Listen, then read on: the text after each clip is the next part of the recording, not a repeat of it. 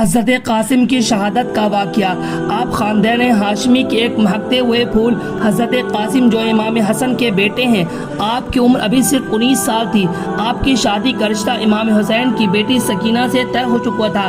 آپ نے اپنے چچا جان سے جنگ میں جانے کی اجازت طلب کرتے ہیں۔ امام حسین فرماتے ہیں، بیٹا تم میرے بھائی حسن مجتبیٰ کی یادگار ہو، میں تمہیں کس طرح جانے دوں؟ حضرت قاسم نے عرض کیا، چچا جان مجھے اس سعادت سے محروم نہ کیجیے۔ تو امام حسین روتے ہوئے حضرت قاسم کو سینے سے لگا لیا اور رخصت کر دیا۔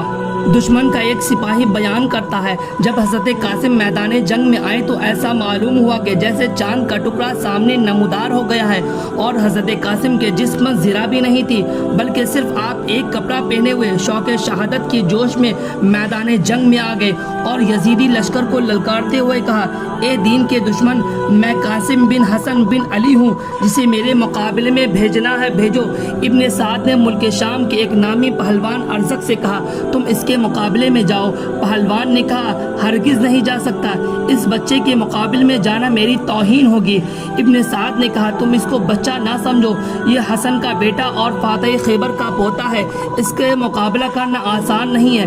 پہلوان نے کہا، میرے 4 بیٹے یہاں موجود ہیں، میں ان میں سے ایک کو بھیجتا ہوں، 1 منٹ میں اس کا سر کاٹ لائے گا۔ ارزق پہلوان کا بیٹا تلوار چمکاتا ہوا بادل کی طرح گرجتا ہوا میدان جنگ میں آیا اور پہنچتے ہی حضرت قاسم پر وار کیا۔ آپ اس کی تلوار سے بچ کر ایسی تلوار ماری کہ وہ ایک ہی تلوار میں ڈھیر ہو گیا۔ آپ نے لپک کر اس کی تلوار کو اٹھا لیا۔ اسی طرح ارزق کے 4 بیٹے کو حضرت قاسم نے موت کے گھاٹ اتار دیا اور ارزق کا سارا غرور خاک میں ملا کر رکھ دیا۔ وہ غصے سے کانپنے لگا، اس کے مقابلے میں آنا توہین سمجھتا تھا، اب اسے لڑنے کے لیے بے قرار ہے۔ یہ سن کر ارزق غصے سے بھر گیا، حضرت قاسم پر حملہ کرنا چاہا ہی تھا۔ حضرت قاسم نے فرمایا، اے ارزق، میں تجھے بہادر پہلوان سمجھتا تھا، لیکن تو اناڑی نکلا، تجھے تو گھوڑے کی زین کسنے کا سلیقہ بھی نہیں ہے۔ آپ کے اس طرح فرماتے پر وہ جھک کر اپنے گھوڑے کی زین دیکھنے لگا۔ اس درمیان آپ اس کو 2 ٹکڑے کر دیا۔ پھر حضرت قاسم گھوڑے پر سوار ہو کر اپنے خیمہ کی طرف آئے۔ اے چچا جان، اگر ہمیں تھوڑا سا پانی مل جائے تو میں ساری یزیدی فوج کو موت کے گھاٹ اتار دوں گا۔ امام حسین فرماتے ہیں، بیٹا صبر کرو، بہت جلد تم اپنے نانا جان کے ہاتھوں سے جام کوثر پی کر سیراب ہو جاؤ گے۔ پھر حضرت قاسم میدان کربلا کی طرف چل پڑے۔ ابن سعد کا اس کا تنہا مقابلہ کرنا ناممکن ہے، اسے چاروں طرف سے گھیر کر قتل کر دو۔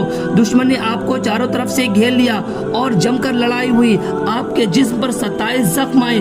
آخرکار شیز بن سعد نے آپ کے سینے پر ایسا نیزہ مارا کہ آپ گھوڑے سے گر پڑے اور پکارا، چچا جان میری خبر لے۔